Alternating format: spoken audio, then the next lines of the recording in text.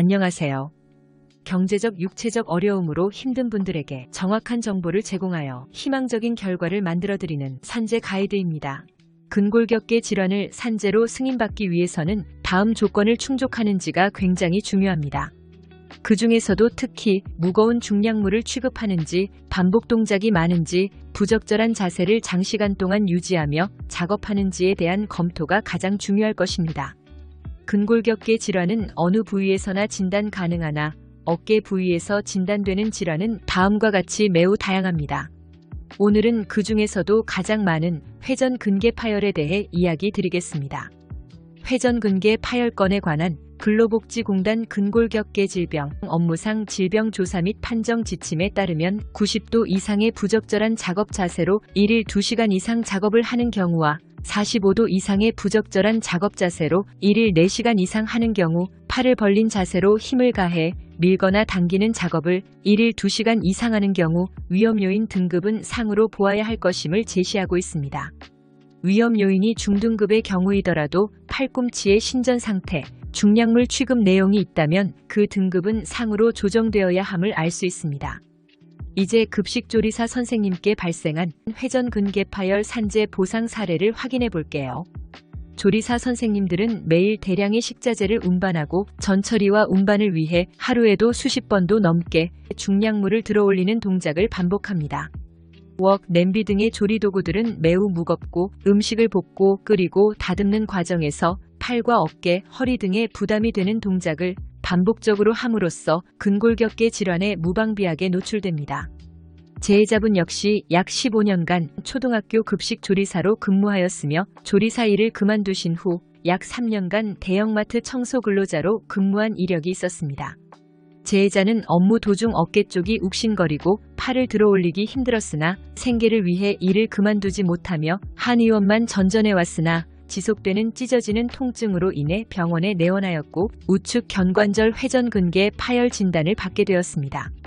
재해자는 회전근개 봉합술 및 견봉성 형수를 실시하였으며 약 6개월 이상 재활을 요하는 상황이었습니다.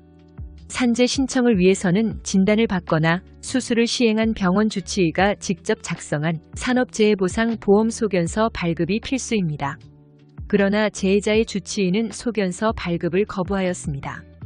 하지만 근로복지공단 자체 소견서 양식이라는 점을 강조하며 두 차례에 걸친 끈질긴 설득 끝에 결국 소견서를 받게 되었습니다. 근골격계 질환이 산재로 인정되기 위해서는 진단받은 상병과 업무 내용 간의 상당 인과관계가 인정되어야 합니다. 재해자가 업무 수행 중 신체 부담 업무를 장시간 수행하였고 그로 인해 상병을 진단받았음이 입증되어야 하는데요.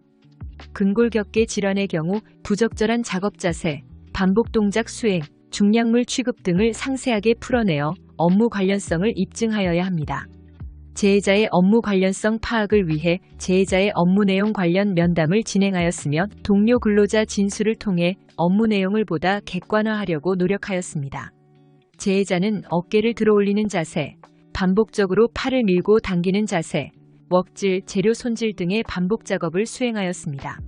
식재료, 반찬통, 조리기구 등을 사용하며 하루 평균 최소 400kg 이상의 중량물을 취급하였다는 점들을 입증자료 등을 통해 재해경위서에 넣었습니다. 약 5개월간의 여정 끝에 재해자의 회전근개 파열은 산재로 승인되었습니다.